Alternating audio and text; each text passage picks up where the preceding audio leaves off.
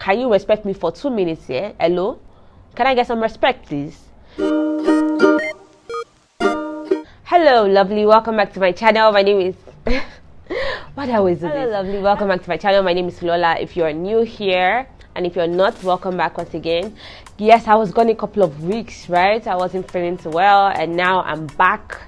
And really, I missed it. I missed being on here and talking to you guys. And today, I want to talk about when the right time is to leave a relationship. You know, when you finally, it's like, okay, so many red flags, now I need to leave. Because I saw a tweet that says, oh, when you see the first red flag, you should dodge out. Not me, but you guys do. And this made me think about how we see so many red flags, but instead we always stay. You know, I did that for the longest time in my relationships. And even though I like to stay away from relationship talk just because I feel like the internet is filled with so many of them, I think it's really important that we also know these things, and sometimes these things need to be broached, right? These things need to be addressed. So now I want to share the things that I know for sure that when you see these red flags mean go, or like this build up of things, when this eventually happens, this means thank you very much, I'll be carrying my bag, goodbye. Number one is if you're a secret. If they're hiding you from their friends, from their family, you've never met any one of them, or they keep introducing you as a friend, just don't want to recognize that you're their partner or whatever you guys are doing, whatever label you've agreed, and they just don't want to recognize that to others that matter to them, to their friends, to whoever, to their family. Red flag, huge red flag. There's likely somebody else, they're likely seeing someone else, and that just means that they're hiding you, they're not proud of you. You need to leave. You need to leave. What else do you want to see there? This one, they can't even value you enough to bring you, and then for their friends to call you Yawoba and lie to your face. Like, you're not even worthy to be lied to yet. You're just a secret. A beg, shift. Number two, red flag, a deal breaker / hard limit should be cheating. If you know that you cannot forgive and forget. For some people, you know, if their partner cheats or something, they can overlook it, they can move on. But if you're the person that you know that you will never ever move on from it, you will always bring it up. If they say anything, they breathe, you'll be like, ha, that's how you breathe on other girls and cheat. If you're that way, that's a sign. That's a very huge sign for you to leave, because that means that you cannot live with it, and there will be resentment and you'll be unhappy. So what more red flags do you need to see? You need to call.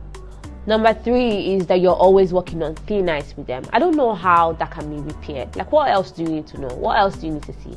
If you're always afraid of, oh, just if I say this can hurt the relationship, or they've threatened you with break up with any small fight, it's like, I'm going to break up with you, or it's over, then they come back. You know, they are always, you know, jerking you up and down, and it seems like at any moment the relationship can be over. You're scared that the relationship can be over. There's no security. There's just, I don't know. What else do you need to see? What else do you need to see?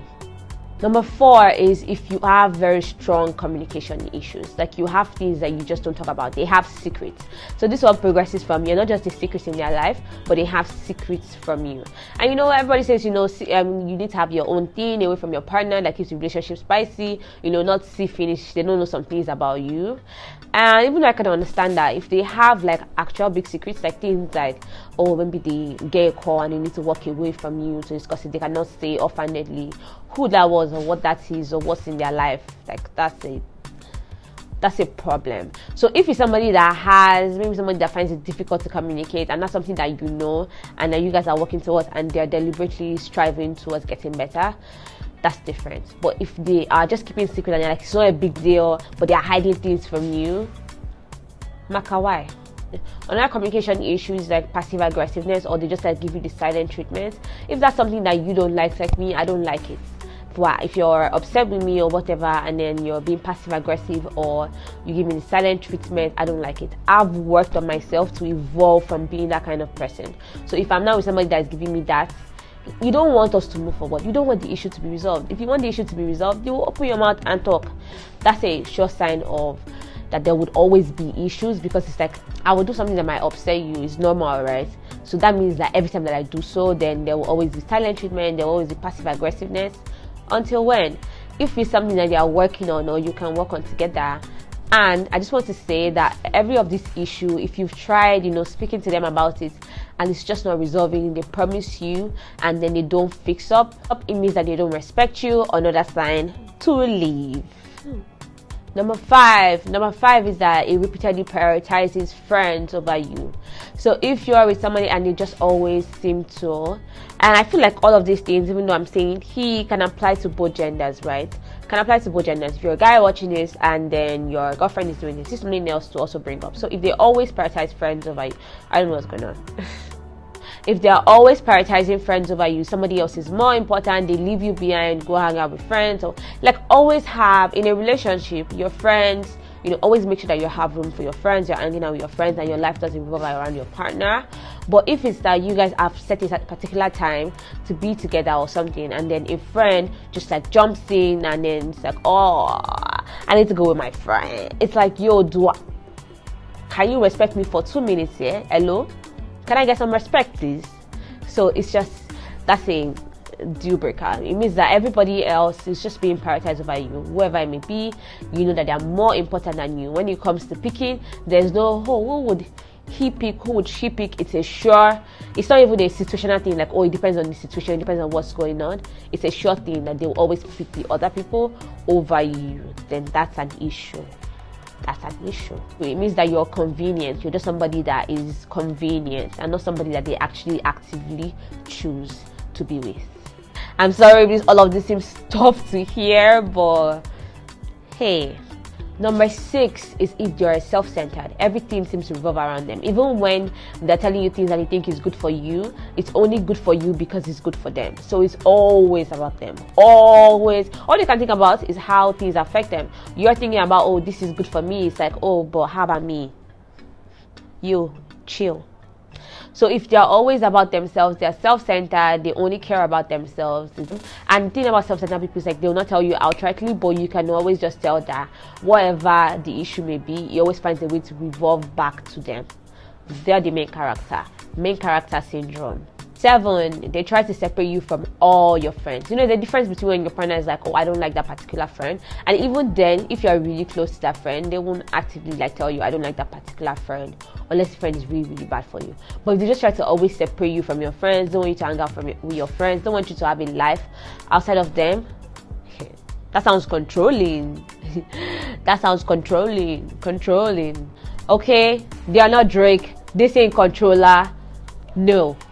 Number 8 is if they're abusive towards you or others. It might be physically or emotionally. So I always say that even if you treat me well, if you're abusive to others, it means that one day, my own day will come. Breakfast. That insults will still get to me. So if they're abusive, and all of these things like, being controlling, whatever, can be counted as some form of abuse. But if they're just outrightly manipulative, gaslighting you, do something to you and they'll be like, oh, no, I didn't do that. You're obviously dreaming. That's a sign. That's a sign of somebody that, will be needling you and make you seem crazy. So if they physically abuse you, even if you threaten to slap me don't let me slap you the way you're annoying me, Sorry? Goodbye. I'm out. Goodbye. I'm gone. And let me tell you, as somebody that worked on a domestic violence brand and did have some communications with people that were victims, can tell you that it usually starts from little emotional abuse, then it boils into physical abuse, and sometimes it just fluctuates. So you need to be really, really careful. You cannot be like, oh, he abuses me but he has not beat me. They will get there. Just be patient. Or rather, the point of this video is don't be patient, leave. Okay, calm down. In fact, if you've ever seen Malcolm and Marie, I spoke about that movie, and if you've ever seen it, that whole scenario, if it reflects what you're into. 9, if they have trust issues. If they have trust issues and they accuse you of cheating, sometimes when you do some things and it makes your partner feel insecure, you guys can have a conversation about it. Like, oh no, whatever. Some people are dating people that they know are flirt, but they don't mean to take it elsewhere. I think that's weird. But if you guys do, and it depends on the kind of relationship that you have. But if they do accuse you of cheating, they're paranoid, they're checking through your phones constantly, you need to be paranoid and check your own phone to make sure that you don't have anything incriminating or what. That seems like a sure sign of somebody that would deteriorate into being abusive, if they are always accusing you of cheating or just don't trust you. Who's that person you're looking at? I saw you wink at that person. Oh, what's that thing? Like the way I was clearing my eye now. Oh, why are you giving eye? Number 10, and this one is really important to me, right? And this one is if you don't share the same values. You know, people always say opposites attract, and stay with the person even though you guys are opposites, and I think that can be good. You guys can balance each other out. You know, I'm an introvert, you're an extrovert, I like codeplay, you don't have taste in music, that kind of thing.